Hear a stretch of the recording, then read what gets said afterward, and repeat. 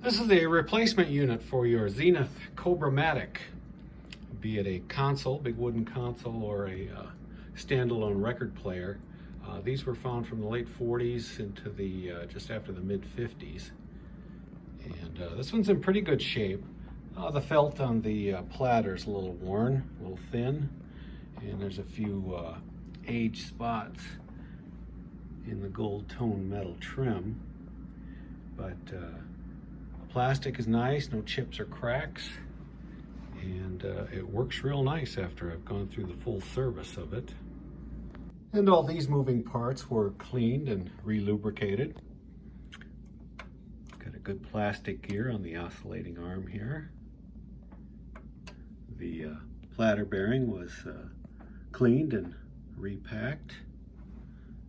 I sanded down that idler wheel so it's smooth as far as doesn't have any bumps in it, and it makes good contact with the platter.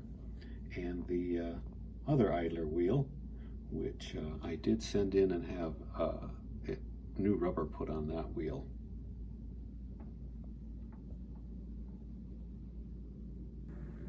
The mechanism was disassembled and cleaned with alcohol and Q-tips, get all the old grease out of it. So everything works nice and smooth, lightly re-lubricated. This has the standard two-prong plug-in for your Zenith radio console or standalone player. And then, of course, the single mono RCA phono output. Now this has the red-green cartridge that has a 2mm stylus on it, and that's good for your 78s and your mono 33s and 45s. And these are only to be used with Zenith amplifiers that have the proper circuitry to utilize the radionic cartridge signal. So you won't hear anything. But I've got a couple of 10-inch 78s up here.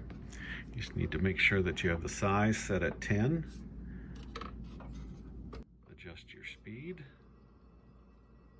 and press start.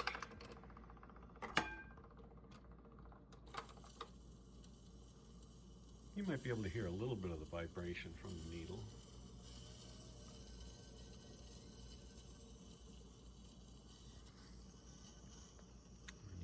Switch to the next record just by pressing the button there.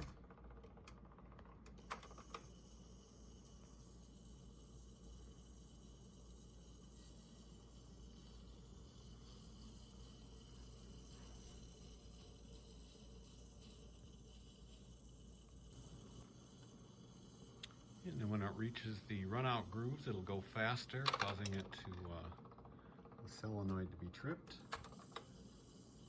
Of course, it continues to play the last record until you turn it off. And then with a 45 on there, you just need to set the size down to 7 so it automatically finds the start of the record, and set your speed for 45.